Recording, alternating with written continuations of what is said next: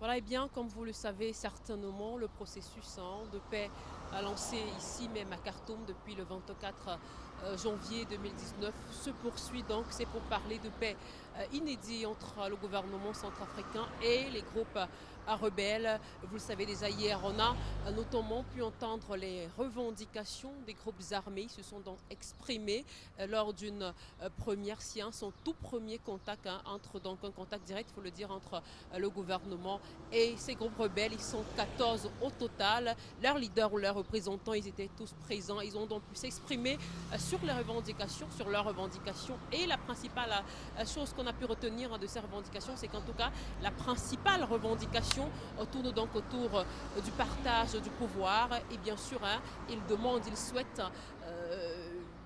un gouvernement d'union nationale. Eh bien, le gouvernement également, après justement cette première journée, a donné un point de presse pour dire qu'ils ont pris acte, ils ont pris note justement de ces revendications qui ont été formulées par les différents groupes rebelles. Eh bien, maintenant, il n'est plus qu'attendu une réponse de ces membres du gouvernement centrafricain. Le gouvernement va donc répondre à ces revendications qui ont été formulées jusqu'ici. Eh bien, pour la journée d'aujourd'hui, uniquement, ce sont des huis clos, une série de séances à huis clos donc qui va se dérouler. On a notamment le secrétaire général adjoint des Nations Unies en charge du maintien des opérations de la paix, le français Jean-Pierre Lacroix, et à ses côtés Ismaël Chargui, donc le commissaire de l'Union africaine à la sécurité et à la paix, qui sont donc chargés de recevoir les groupes armés l'un après l'autre pour les écouter à huis clos chacun.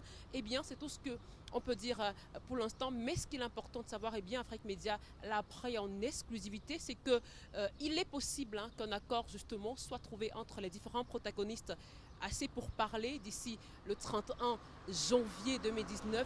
Mais si cet accord n'est pas trouvé, s'il est pour parler, si les différents protagonistes ne parviennent donc pas à un accord, eh bien il est possible que ce dialogue, que c'est pour parler aille jusqu'au 6 février 2019. Et bien donc dans ce cas, on attend pour l'instant donc tout se passe dans la quiétude.